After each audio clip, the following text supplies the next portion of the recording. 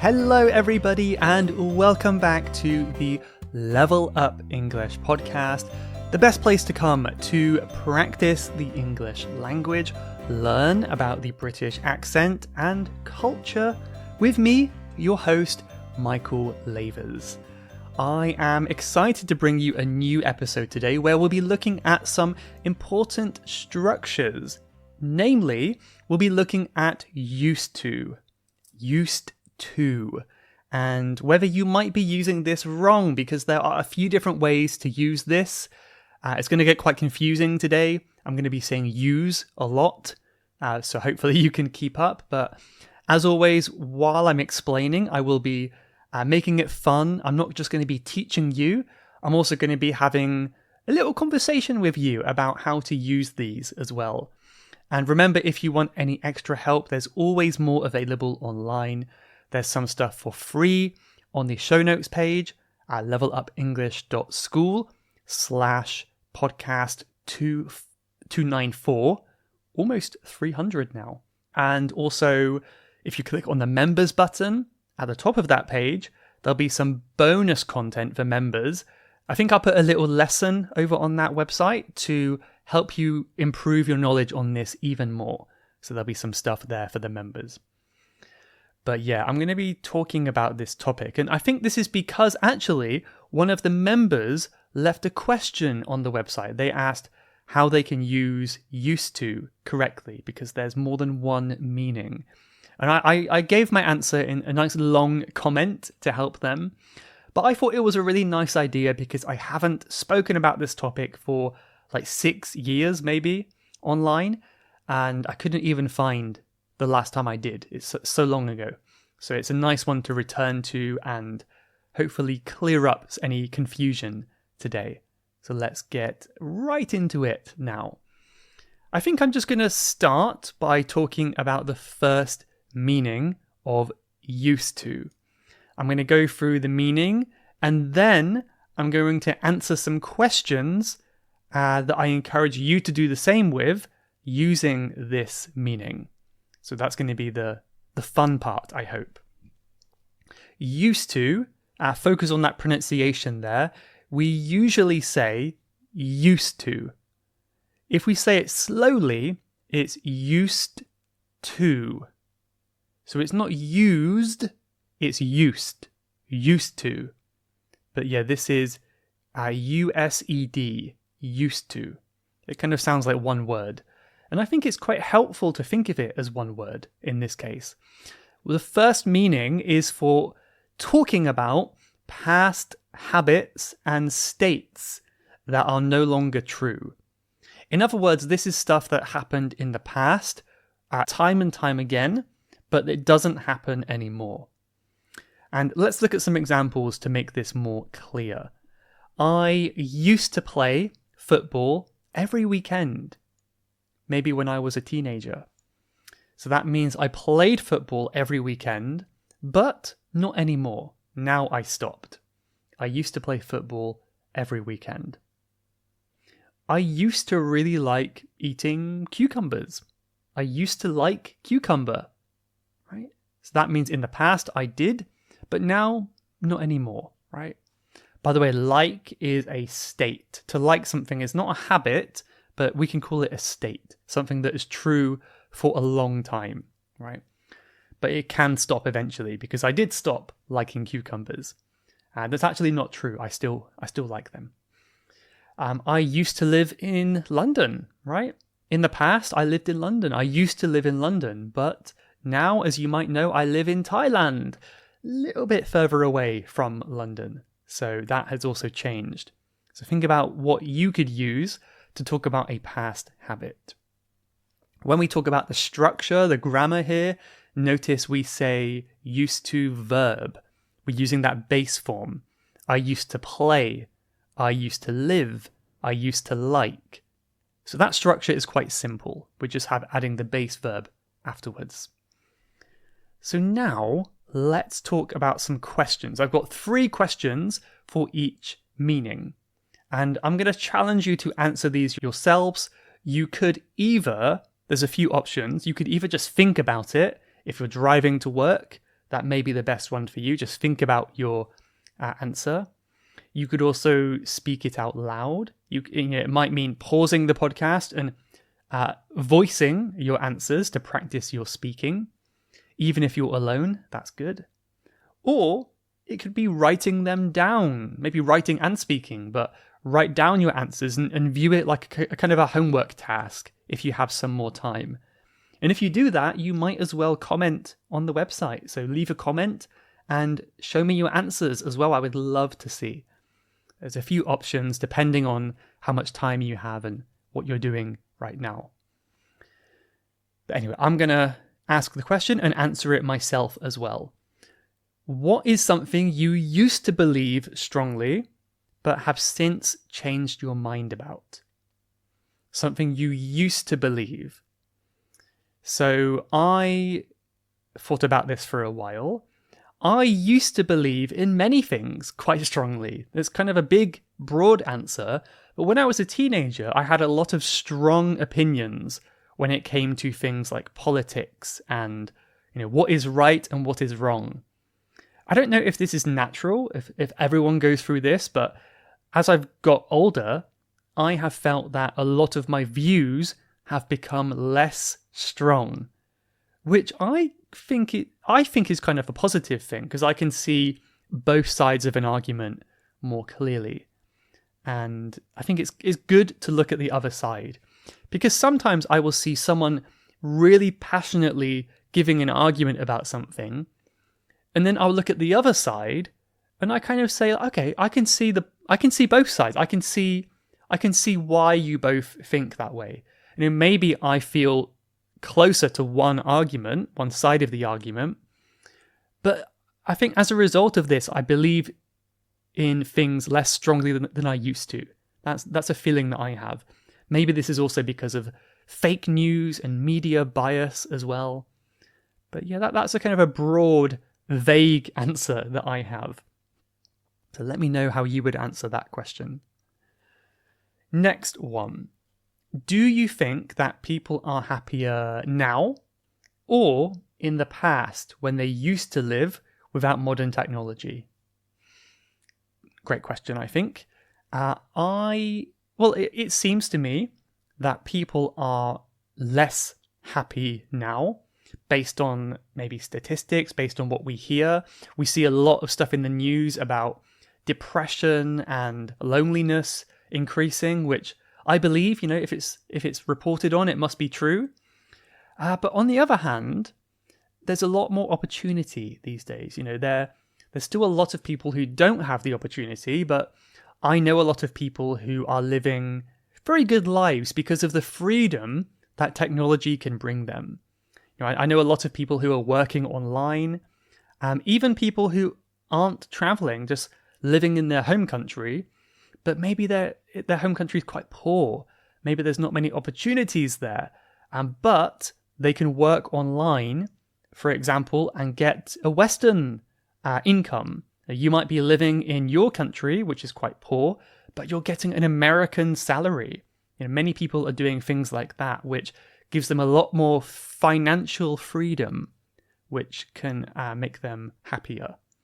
But yeah, again, people are more stressed than they used to be because of all these options and technology. So it's kind of a mixed bag, isn't it? But I do feel my intuition, it means my feeling inside, is kind of like we were happier in the past. We used to be happier. When things were simpler, before smartphones and stuff like that, it was a simpler time. But I may just be looking on the past with rose-tinted glasses. That's a nice expression that means we look at the past, but we ignore the bad things. We only see the good things in the past. Therefore, our memories of the past are not accurate. So I can't really trust my feeling. So once again, mixed answer, not a very good answer. Okay, final one now. This should be an easier one. Is there a place you used to visit regularly, but now you no longer do? And why did you stop going?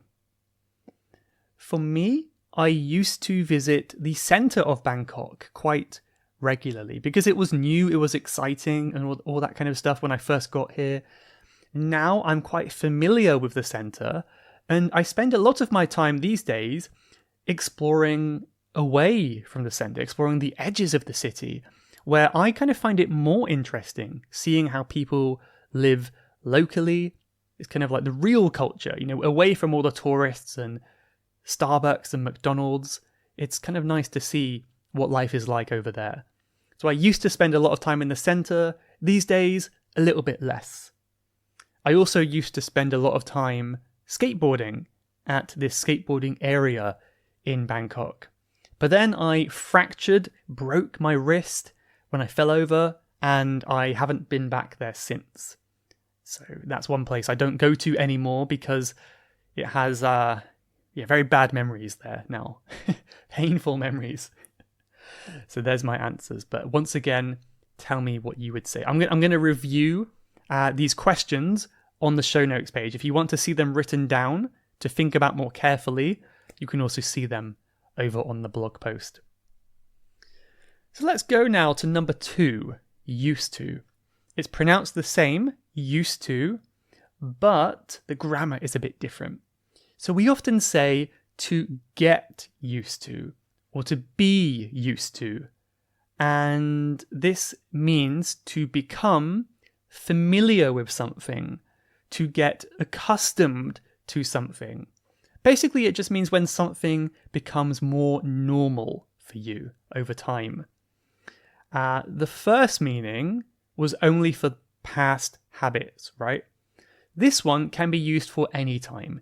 You can become used to something, accustomed to it, in the past, in the present, or in the future. Like, I will get used to it. And here is how the grammar is different. The first one, as I said before, we use a verb, a base verb. I used to go.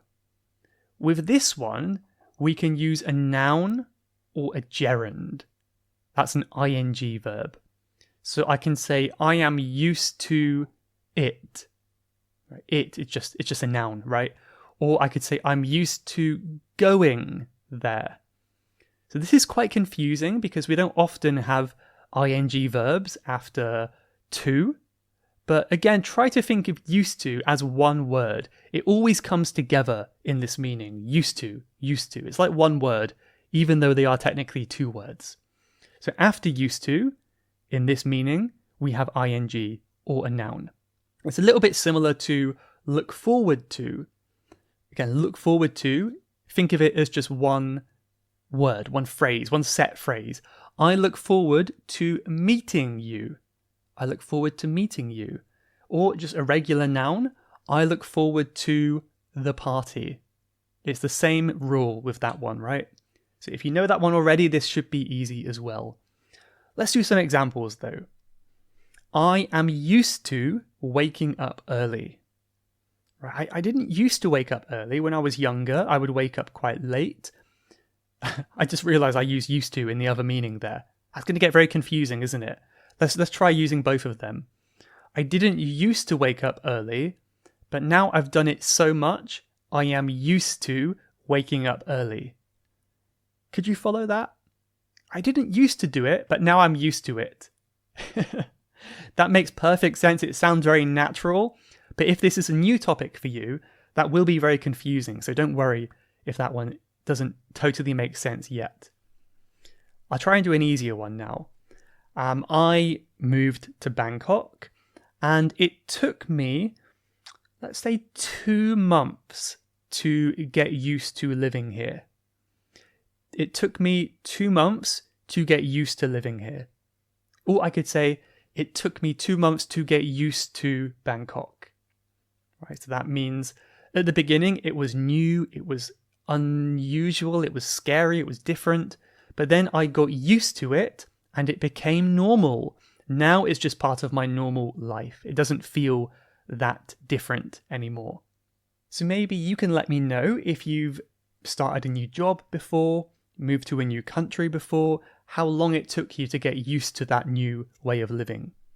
And we may come back to that in our questions now. So question number 1 with this one, what is something that was difficult to get used to, but now You can't imagine living without it.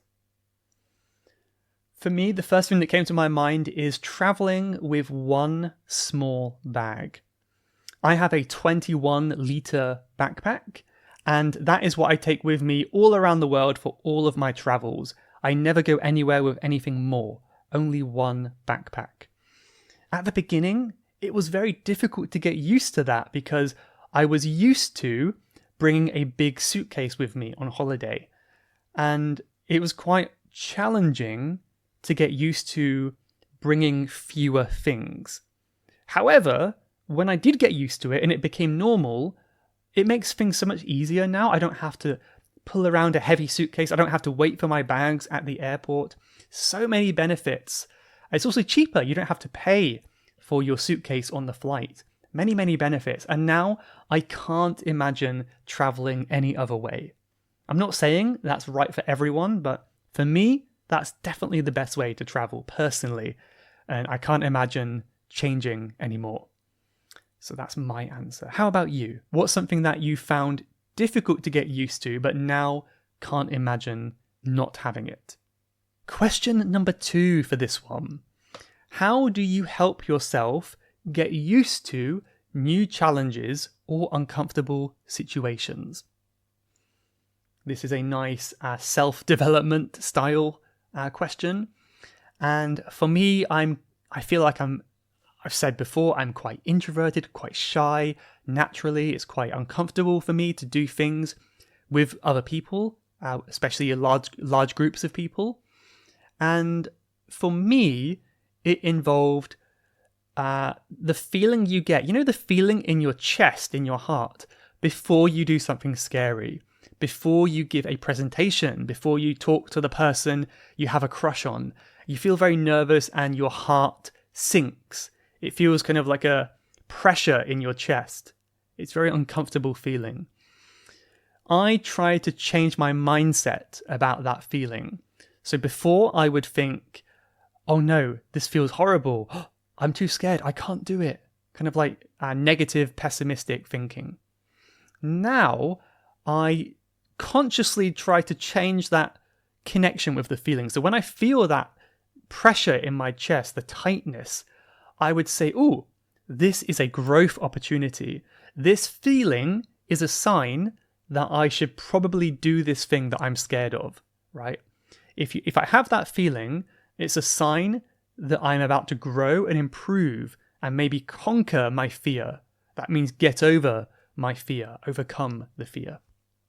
So once I changed my mindset about that feeling, it made me much more used to doing uncomfortable things, right? And I think that's advice that many people might give. You've heard before, perhaps, there's a feeling of fear and excitement. And these are quite similar feelings. It's just one is more negative, one is more positive. It's not too difficult to change that feeling of fear into excitement with a smile and the right mindset. So that's my advice. But let me know if you have other advice for this one. Final question, a little bit easier question now. Is there a skill or activity you've got used to, but you still don't enjoy? I'm afraid to say this one, but I definitely got used to making lesson plans. I think I'm quite good at making lesson plans now. These days I make group lesson plans for my classes. I teach on a Friday every week with our online group classes at Level Up English. And I make a plan every week for that class. And I think I'm quite used to it. I feel perhaps I'm quite good at it. I hope the students agree as well. But I have to be honest, I don't particularly enjoy it. I really enjoy the classes themselves, but making the plans I find a little bit annoying. It's just like thinking of the ideas, trying to be creative and thinking about how to set the activities in the class can be a little bit annoying to do every week. And it also takes a long time. You know, one class could take 3 hours to make. So I don't necessarily enjoy it, but I know the outcome will be good. And the outcome is the fun group class. So it's worth it for me.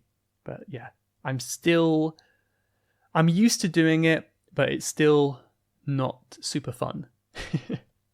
How about for you? Let me know.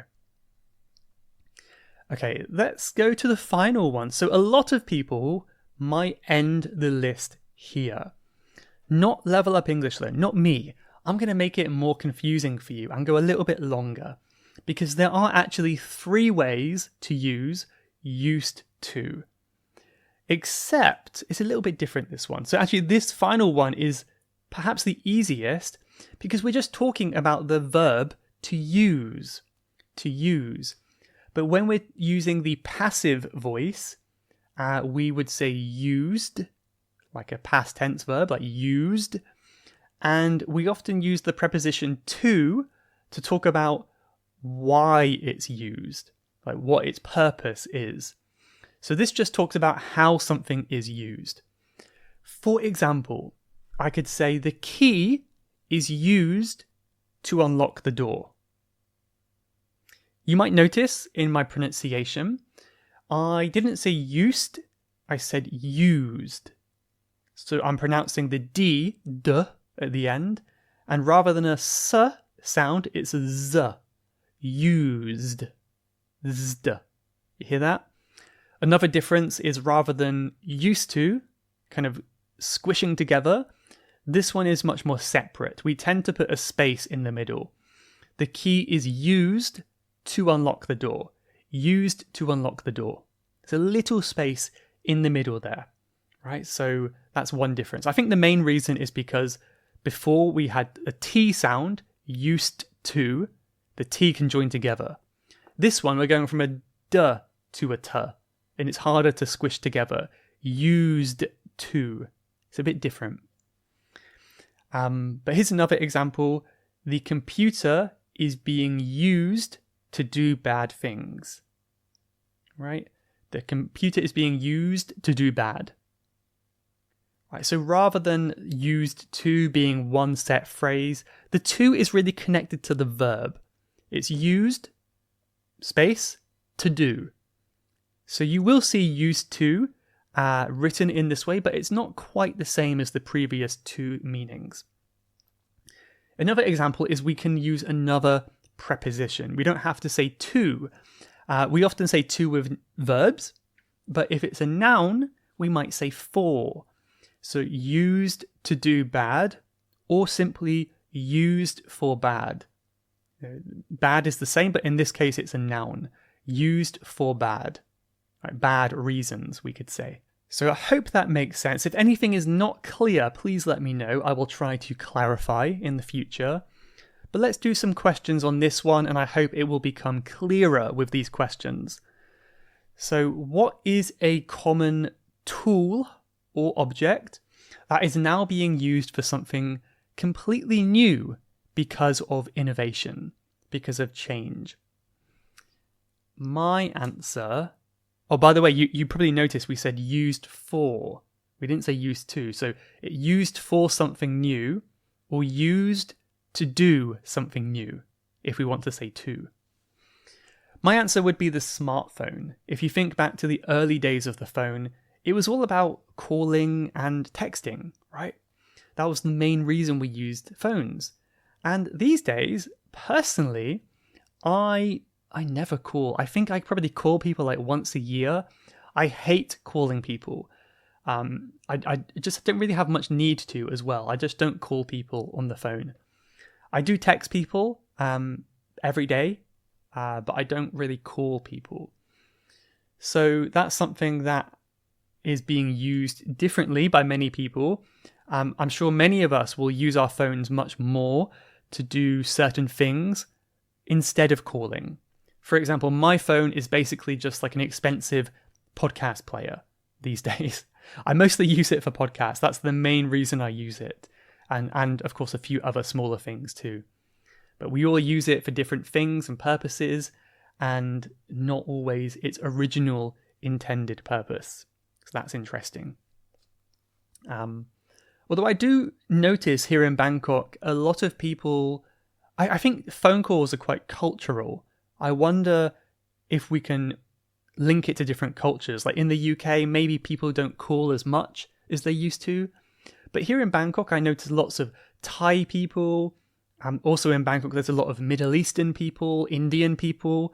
I'm sure many of you listening can relate, maybe, but I feel a lot of them, they're always having phone calls all the time, which to me is very strange because it's very different to my phone usage, right? And I wonder if it's I don't know if they're keeping in touch with their families back home, but maybe it is cultural because I never have phone calls. It could just be me, I don't know, but if you are from one of those places, then maybe let me know if you think I'm right about that, if it's a cultural thing. Okay, next question. 2 more. What is something that should be used more in today's world to improve people's lives? See, I said before how it's not really one phrase in this third meaning. And you can see here, we can also put words in between used to. So it should be used more to improve people's lives. See, it's not connected here, and that's very natural. My answer for this one is quite simply hobbies. There are many answers you could go with, but I think having hobbies is a really underrated thing that can improve your life as an individual person. I know many people who don't really have any hobbies. I think a lot of people have the idea that you have to kind of wait to find your hobby, and they don't realize the way to find a hobby is just keep trying things until you find what you like.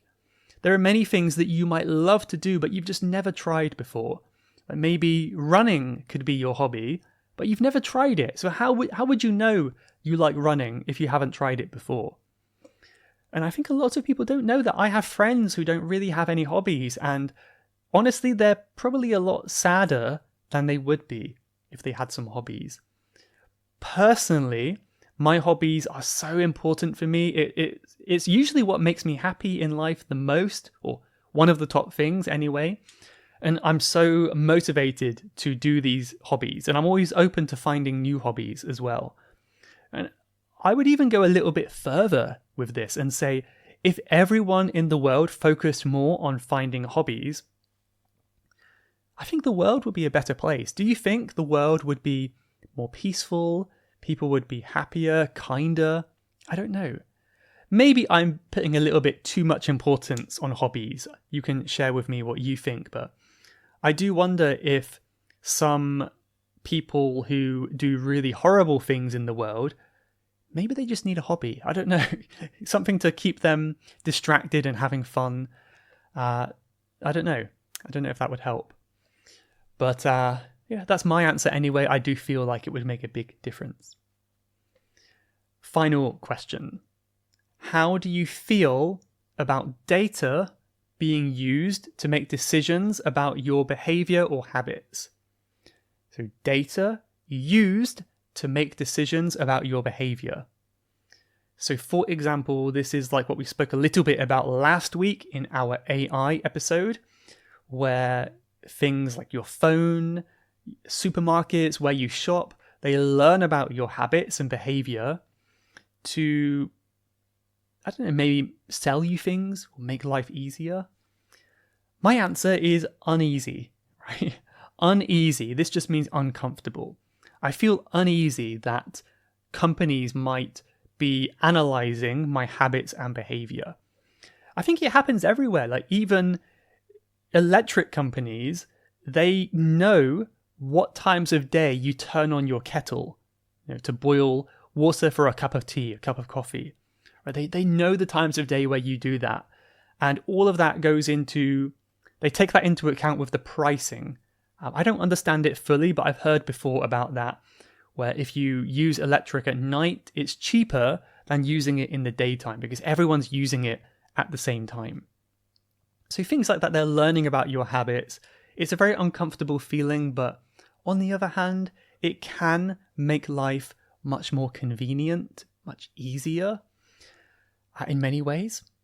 But my argument to that, I'm kind of having an argument with myself now, aren't I? But my argument to that point would be, I don't think a convenient life makes the best life. Imagine a life of pure convenience where everything is given to you. You're lying on the beach, people are feeding you, maybe you've got robots giving you food and drinks, you don't need any money because all of your work is automated, it's all done by computers. Your life is super convenient, there's nothing you need in life. Yes, it's relaxing, but is it a good life? I would say no. I think spending your whole life lying on the beach does not sound like a good life. I think we need some discomfort, some inconvenience to make life interesting. That's my view anyway. A lot of my favourite memories from my travel experience are the uncomfortable ones, when I've been stuck on a bus for 12 hours or I've been lost or something's gone wrong. These negative experiences make the best memories, and I think that's what leads to a good life in some ways, right? So, yeah, to summarize, I don't feel super comfortable with my data being used, and I don't think I want it being used in many ways anyway. Let me know your thoughts. Okay, we had a mix today of some easier questions and some deeper questions to really challenge your English ability. So hope to hear from you about them, or if not, just practice solo, practice alone, and that will be nice as well. I'm going to go right now, slide into our podcast reviews section. These are on Apple Podcasts, and I have a great one today from Canada, from Nino and Nini, or maybe they're called Ramona, I'm not sure, but I'll call you Ramona. Ramona says, "The good thing about listening to you talk is that you're so positive and polite and you enjoy chatting with people, and sometimes you even giggle after saying something maybe a little bit embarrassing to you, which makes people think you are really feeling what you talk about, like that. Thank you for your efforts. I am listening to your podcast for a few weeks and I'm planning to continue listening to them since they are clear, enlightening, and enjoyable." Thank you, Ramona. That's so kind of you, and a funny observation too. You're right. Well, first of all, I'm glad you think I'm positive. I'm really glad that comes across in the episodes. I try to spread positivity in a genuine way. I'm not faking it, But yeah, I do giggle a little bit, and maybe because I feel awkward or embarrassed. You are totally right, and I don't know what to say. So, yeah. I mean, if you think about it, talking to yourself on a podcast is kind of an awkward thing to do. It's a little bit embarrassing, so maybe the giggling helps fix that, like that. Okay, thank you again. One more from Ather5569, who simply says, "One of my favourite podcasts on this application." Thank you so much. Thank you, Ather. Really appreciate that. I'm going to keep working hard until I will be your top favourite. That's my goal. Thank you so much, though. We have a great quote here from Robin Williams. Listen carefully, because you'll hear something we spoke about today in this quote. "I used to think the worst thing in life was to end up all alone. It's not. The worst thing in life is to end up with people who make you feel all alone." Okay, so this is Robin Williams, and he said he used to think. In the past, he thought it was the worst thing, but he was wrong. He doesn't think that anymore. This is a nice quote because it reminds us to surround ourselves, as I was just saying, with positive people, authentic, genuine connections, and that's much more important than having a big group of friends. Is friends who you really enjoy spending time with. So that's a very nice quote there to end with, and another example of used to. I think I'll leave it there before my voice breaks. I feel it going a little bit from all this talking, but thank you so much for listening or watching. Really appreciate you. Don't forget to check out the members site for bonus content.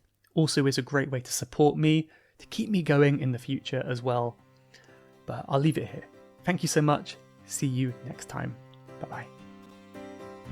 You have been listening to the Level Up English podcast. If you would like to leave a question to be answered on a future episode, then please go to levelupenglish.school/podcast. That's levelupenglish.school/podcast. And I'll answer your question on a future episode.